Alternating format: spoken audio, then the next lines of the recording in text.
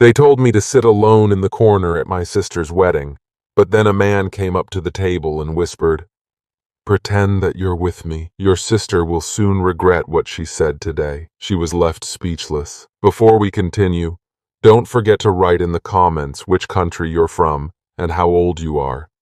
Enjoy listening. The ballroom was a masterpiece of elegance, a shimmering tableau of wealth and celebration. Crystal chandeliers hung like constellations, casting prismatic light across tables adorned with white roses and golden candelabras. The air was thick with the scent of jasmine and the hum of a string quartet, their notes weaving through the laughter and clinking glasses of Clara's wedding guests. The venue was a palace of perfection, every detail meticulously curated to reflect my sister's vision of her perfect day. Golden ribbons draped the chairs, and the dance floor gleamed under the soft glow of ambient lighting, alive with couples swaying to the music. It was the kind of wedding that demanded awe, the kind that Clara had always dreamed of, and I, Eleanor, was banished to the shadows. My table was tucked into the farthest corner of the room, half hidden behind a towering floral arrangement that seemed designed to erase my presence. My navy blue dress, chosen at Clara's insistence, was deliberately plain, a muted contrast to the pastel gowns and sequined elegance that swirled around me. "Eleanor, you don't want to upstage the bride," she'd said that morning in the bridal suite, her voice sharp as she adjusted her veil in front of a gilded mirror. Her eyes had flicked over me, assessing, dismissing. "Just sit quietly and don't draw attention. This is my day." Her words cut deeper than I wanted to admit. Clara had always been the sun in our family's orbit, beautiful, magnetic, and unapologetically commanding. Growing up, I was the quiet sister, the one who faded into the background while Clara dazzled. Our parents, gone now for 6 years after a tragic car accident, had adored her, their praise for her beauty and ambition a constant refrain. I'd learned early to stay out of her way, to be the one who didn't make waves. Even James, her fiancé, now her husband, seemed to exist in her glow, his quiet devotion never challenging her sharp edges or the way she wielded her charm like a blade. So, I did as she asked. I took my seat at the corner table, surrounded by distant cousins and family friends who barely acknowledged me, their conversations buzzing like a radio I couldn't tune into. I sipped my water, my eyes tracing the celebration from the sidelines. Clara was radiant in her white gown, a vision of lace and tulle that seemed to float as she moved from table to table, basking in the adoration of her guests. Her laughter rang out, clear and bright, a sound that had always drawn people to her. James followed, his smile warm but slightly strained, as if he knew his role was to complement her perfection. I watched them, a familiar ache settling in my chest.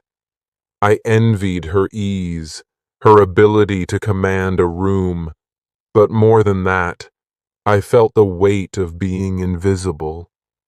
Always the afterthought, always the one left behind. That's when he appeared. A man approached my table, his presence cutting through the haze of my solitude like a sudden gust of wind. He was tall, with dark hair swept back and eyes that held a quiet intensity, as if they were guarding a secret too heavy to share. His charcoal gray suit was impeccably tailored, the fabric catching the light with a subtle sheen, but there was something about him, a roughness beneath the polish, a sense of purpose that set him apart from the polished crowd. He moved with a confidence that bordered on audacity, pulling out the chair beside mine and sitting down without invitation.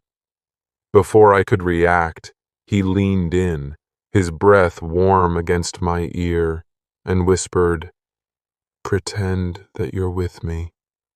Your sister will soon regret what she said today." My heart stopped. The words hung in the air, heavy with promise or menace. I turned to look at him, my pulse racing. His face was close, too close, and his expression was unreadable, a mix of determination and something else I couldn't place. Amusement? Anger?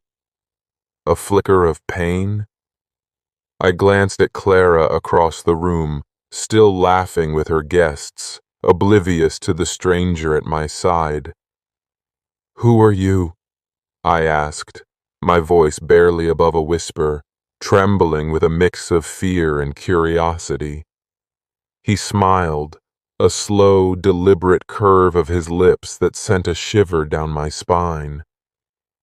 "Call me Daniel," he said, his voice low and smooth, like velvet with a hidden edge. "And don't worry, Eleanor. Just follow my lead." My breath caught. He knew my name. I was certain we'd never met. His face, striking as it was with its sharp jawline and piercing eyes, wasn't one I'd forget. But there was no time to question him. He stood, offering his hand with a confidence that made it seem like he belonged here, like he was meant to be at my side. "Dance with me," he said, his tone leaving little room for refusal. I hesitated, my mind a whirlwind of doubt and intrigue. Was this a prank? A mistake? The cousins at my table were staring now, their chatter stilled, their eyes flicking between me and this mysterious man. Across the room, Clara was still caught up in her own world, but I could feel the weight of her earlier words pressing down on me. "Sit quietly and don't draw attention." For once, I wanted to defy her. I wanted to be seen. I took Daniel's hand. The dance floor was a sea of motion, couples twirling to the lilting strains of a waltz. Daniel's hand was steady on my waist, his grip firm but not forceful, and his eyes never left mine as he guided me through the steps. I wasn't a dancer.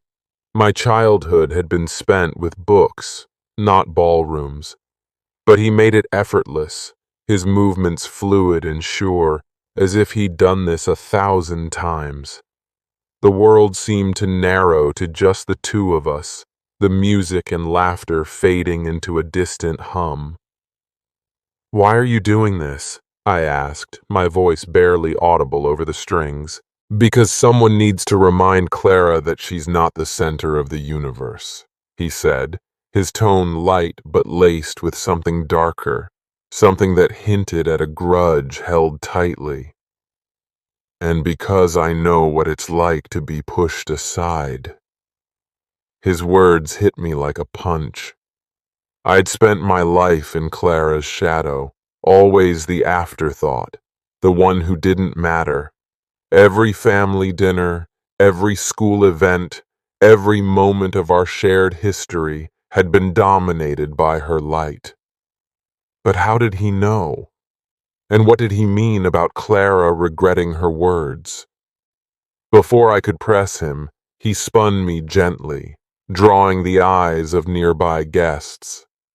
I caught Clara's gaze from across the room.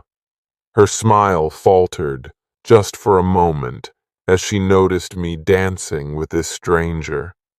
Her eyes narrowed, and I felt a thrill of defiance mixed with unease. What game was I stepping into? The song ended, and Daniel led me back to the table, his hand lingering on mine for a moment longer than necessary. "Keep smiling," he murmured, his voice low and conspiratorial. "She's watching." Sure enough, Clara's eyes were still on us, her expression unreadable but tense. James leaned over to whisper something to her, and she nodded, her gaze flicking back to me. The cousins at my table were whispering now, their curiosity palpable. "Who's your friend, Eleanor?" One of them, a second cousin named Lydia, asked, her tone dripping with intrigue. "Oh, just someone I met," I said, forcing a casual smile. Daniel chuckled beside me, playing along, but his eyes never left mine. There was a game being played here, one I didn't fully understand, but I was starting to enjoy the power of it, the power of being seen. As the evening wore on, Daniel stayed by my side, charming the other guests with an ease that made me both envious and suspicious.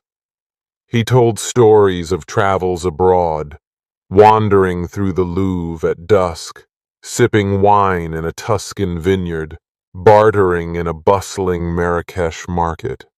But he revealed little about himself.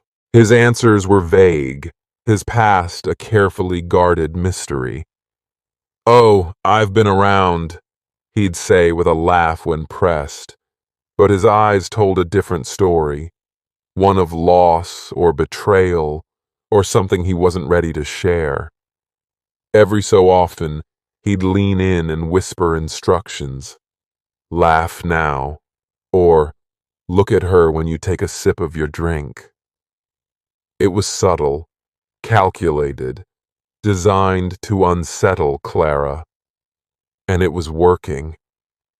By the time the speeches began, Clara's composure was visibly fraying. She stood to give her toast, her voice bright but strained, her hands gripping the microphone a little too tightly. "I want to thank everyone for being here," she said, her eyes scanning the room, lingering on me for a fraction of a second too long. "This day means so much to me and James, and to my sister, Eleanor." She paused, her gaze landing on me, then on Daniel. "Well, I'm just glad you could make it." The room laughed politely, but I felt the barb. It was classic Clara, sweet on the surface, sharp underneath, a reminder of my place in her world. Daniel's hand brushed mine under the table, a silent reassurance. "She's rattled," he whispered, his voice barely audible. "Good." I wanted to ask him what his plan was, what he meant by making Clara regret her words, but the moment passed as James took the microphone, launching into a gushing speech about Clara's beauty, her grace, her perfection. The guests clapped, but I watched Clara, trying to see her through Daniel's eyes. She was beautiful, yes, but there was a hardness to her I'd always excused, a sharpness in her smile, a calculating glint in her eyes that I'd chalked up to ambition. Tonight, I couldn't unsee it. Dinner was served, a lavish spread of roasted duck, truffle risotto, and delicate petit fours, but I barely tasted it. My mind was on Daniel, on his cryptic words and the way he seemed to know exactly how to push Clara's buttons. He was charming the table now, telling a story about a near miss with a pickpocket in Rome, his voice animated, his hands gesturing with practiced ease. The cousins laughed, hanging on his every word, but I noticed how he deflected questions about his work, his family, his life. "Oh, I'm just a wanderer," he'd say, his smile disarming, but his eyes held a shadow I couldn't ignore. As the plates were cleared, Clara made her way to our table, her smile tight and her eyes cold. "Eleanor," she said, her voice syrupy but laced with tension, "I see you've made a friend." "This is Daniel," I said, my tone neutral but my heart pounding. "He's been keeping me company." Clara's eyes flicked to Daniel, assessing him like a predator sizing up a threat. "How nice," she said, but there was an edge to her voice, a crack in her perfect facade. "I didn't realize you knew anyone here, Eleanor." Daniel smiled, unfazed, his gaze steady. "Oh, Eleanor's full of surprises," he said, his tone light but laced with something that made Clara's smile falter. "It's a beautiful wedding, Clara. You must be so proud." She nodded, but her eyes were like ice.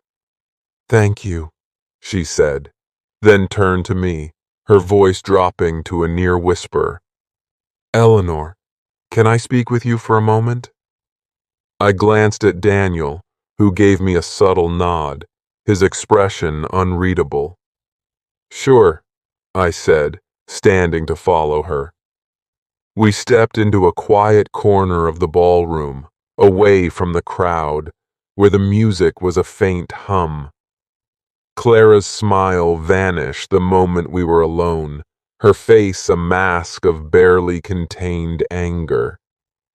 "Who is that man?" she demanded, her voice low and sharp. "And why is he acting like he knows you?" "I could ask you the same thing," I said, surprising myself with my boldness. "He seems to know you." Clara's eyes widened, just for a moment, before she regained her composure. "Don't be ridiculous," she snapped, her voice trembling slightly. "Just stay out of trouble, Eleanor. This is my day, and I won't let you ruin it." She turned and walked away, her gown trailing behind her like a queen's robe, but I saw the tension in her shoulders, the way her hands clenched into fists. For the first time, I saw her not as my untouchable sister, but as someone who was afraid. And that fear sparked something in me, a curiosity, a defiance, a need to know what she was hiding. Back at the table, Daniel was waiting, his expression calm but his eyes alert.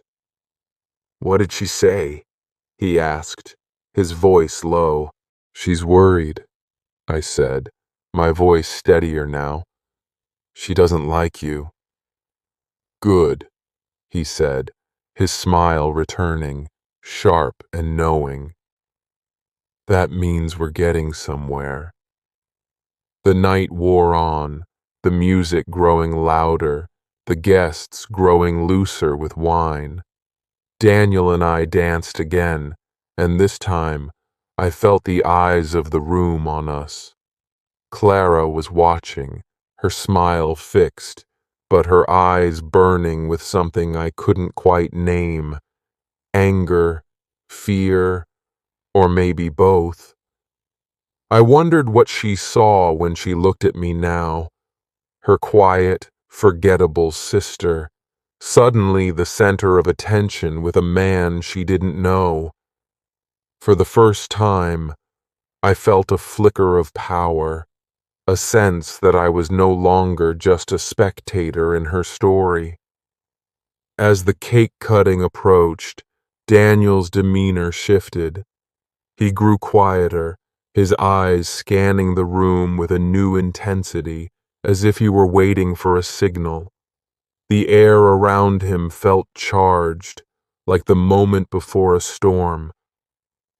"It's time," he said suddenly, standing and guiding me toward the edge of the ballroom, where a small hallway led to the venue's private rooms. My heart raced as we slipped away from the crowd, the noise of the reception fading behind us. "Where are we going?" I asked, my voice trembling with a mix of excitement and dread. "You'll see," he said, his tone cryptic but firm. We stopped outside a door marked private. He knocked twice, a deliberate rhythm, and the door opened to reveal a woman I didn't recognize. She was older, perhaps in her late 50s, with sharp features and graying hair pulled into a tight bun. Her eyes were piercing, and she carried herself with the air of someone who'd seen too much to be surprised by anything. There was a quiet strength to her, but also a weariness, as if she'd been carrying a burden for years. "Eleanor, this is Margaret," Daniel said, his voice steady. "She has something to show you." Margaret handed me a thick folder, her expression unreadable but her eyes intense. "Open it," she said, her voice low and commanding. My hands trembled as I flipped it open. Inside were photographs, letters, and documents, all centered on Clara. My eyes widened as I scanned them. Bank statements showing large, unexplained transfers to offshore accounts, emails discussing a deal with someone named R, and grainy photos of Clara meeting a man in a dimly lit parking lot, a briefcase changing hands. There were contracts, too, with Clara's signature, outlining agreements that made my stomach churn, deals that hinted at fraud, manipulation, and betrayal. One document caught my eye, a memo detailing a corporate takeover that had left hundreds of employees jobless, with Clara's name tied to the profits. "What is this?" I asked, my voice shaking, my mind struggling to process the scale of what I was seeing. "Proof," Daniel said, his voice low and steady, but with a fire behind it. "Your sister's been hiding things. From James, from you, from everyone." I looked at him, my mind reeling. "Who are you?" I demanded, my voice sharper now. "How do you know all this?" He exchanged a glance with Margaret before answering, his expression tightening. "I used to work for Clara's company," he said, his voice measured but heavy with suppressed emotion. "She was my boss, brilliant, ruthless, and willing to do anything to get ahead. I was her assistant, her right hand, until I got too close to her secrets. She fired me, ruined my reputation, made sure I'd never work in the industry again. Margaret was her accountant. She saw the numbers, the lies. Clara destroyed her too." Margaret nodded, her lips tight, her eyes burning with a quiet anger. "I tried to warn people," she said, her voice steady but laced with bitterness. "I found discrepancies in the books, transfers that didn't add up. When I questioned her, she fabricated evidence against me, claimed I was embezzling. I lost my career, my savings, everything. Daniel and I have been waiting for the right moment to expose her. Tonight's that moment." I stared at the documents, my heart pounding. The sister I'd known, or thought I'd known, was unraveling before my eyes. Clara had always been ambitious, but this was a different kind of ruthlessness, a betrayal that cut deeper than her dismissive words ever could. But there was something else in the folder, something that made my blood run cold. A letter addressed to me, written in Clara's looping handwriting. It was dated 6 years ago, just after our parents' death. Eleanor, I'm sorry. I had to make choices to protect us. You'll never understand, but I did what I had to do. The letter was vague, its words heavy with guilt but lacking context. Paired with the other documents, it painted a damning picture. Clara had been involved in something shady, something that had funded her lavish lifestyle, her sprawling apartment, her perfect wedding, her untouchable aura. I thought of the years I'd spent scraping by, working long hours at a dead-end job while Clara lived in luxury. Had she built her empire on lies, on betrayal? Had she used our parents' death as a stepping stone? I looked at Daniel, my voice barely a whisper. What do we do with this? He smiled, but it wasn't warm. It was the smile of someone who'd waited years for this moment. We show the world. We returned to the ballroom just as the reception was reaching its peak.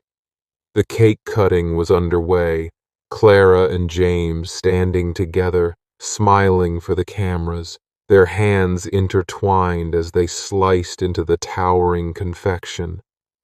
But Clara's eyes kept darting to our table, her smile faltering each time she saw me with Daniel. He handed me a small device, a USB drive, its surface cool against my palm. This has everything, he said, his voice low and urgent. When you're ready, plug it into the projector. The slideshow's about to start. My hands trembled as I held the drive. This was my sister, my only family. Despite everything, a part of me still loved her, still remembered the rare moments when she'd been kind, when we'd been sisters instead of rivals. But the weight of her words, her dismissal, her years of pushing me aside, pressed down on me. I thought of the letter, of the secrets she'd kept. I thought of Daniel's whisper. Your sister will soon regret what she said today. The slideshow began, a montage of Clara and James's love story, romantic vacations in Santorini, candid moments in Central Park, their engagement photos under a cherry blossom tree. The guests cooed and clapped, their faces glowing with wine and sentiment. I slipped to the back of the room, where the projector was set up, my heart pounding so loudly I was sure everyone could hear it. I glanced at Daniel, who stood nearby, his expression unyielding, his eyes locked on mine. Margaret was there too, her face a mask of quiet determination. I plugged in the USB drive. The screen flickered, and the first image appeared. Not a photo of Clara and James, but one of the documents from the folder. A bank statement, with Clara's name in bold, showing a transfer of $500,000 to an offshore account. The room fell silent, the music seeming to fade into a distant hum.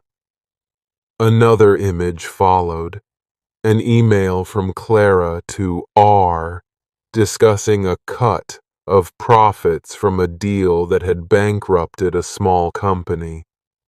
Then a photo of Clara in that parking lot, handing a briefcase to a man in a trench coat, his face obscured but his posture tense. The guests gasped, their whispers growing into a murmur. Clara's face went pale, her eyes wide with horror. James looked at her, his smile gone, replaced by confusion and betrayal. The slideshow continued, each image more damning than the last. Contracts, receipts, proof of Clara's double life. A memo detailing her role in a corporate scandal that had cost hundreds of jobs. A letter to an investor promising returns that never materialized. A photo of Clara laughing at a gala the same night she'd signed a deal that ruined lives. "Turn it off!" Clara shouted, her voice breaking, raw with panic. She rushed toward the projector, her gown tangling around her legs, but the guests were already standing, some pulling out their phones to record, others whispering furiously. James grabbed her arm, his face a mask of shock. "Clara, what is this?" he demanded, his voice trembling. She didn't answer. Her eyes found mine across the room, and for the first time, I saw something I'd never seen in her before. Fear. Not just fear, but regret, raw and unguarded. She opened her mouth, but no words came out. She was speechless, just as the thumbnail had promised. The room erupted into chaos. Guests were leaving, some in a hurry, others lingering to gossip, their voices a cacophony of shock and speculation. James was shouting now, demanding answers Clara couldn't give. I stood frozen, the USB drive still in my hand as Daniel and Margaret appeared at my side. "You did it, Eleanor," Daniel said, his voice low but triumphant. "She'll never forget this day." I nodded, but my chest was tight with conflicting emotions. Triumph, guilt, fear. I'd exposed my sister, shattered her perfect world. But at what cost? What did this mean for us, for the family we'd once been? I looked at Clara, now surrounded by a small crowd of concerned guests, her perfect wedding in ruins. Her eyes met mine again, and for a moment I thought I saw a flicker of the sister I'd once known, the one who'd held my hand at our parents' funeral, who'd promised we'd always have each other. "Let's go," Margaret said, her voice firm but not unkind. "You don't need to see the rest." They guided me out of the ballroom, into the cool night air. The stars were bright above, indifferent to the chaos I'd left behind. I clutched the folder to my chest, its weight both a burden and a liberation. Clara's secrets were out, and for the first time in my life, I felt seen, not as her shadow, but as Eleanor, someone who could stand on her own. But as we walked away, questions lingered, heavy and unresolved. Who was Daniel really? How had he and Margaret gathered this evidence? And what else did they know? The folder in my hands felt like a Pandora's box, its contents only the beginning of a much larger story. I thought of Clara's letter, her cryptic apology, and wondered what choices she'd made to protect us. Had she been protecting me or herself?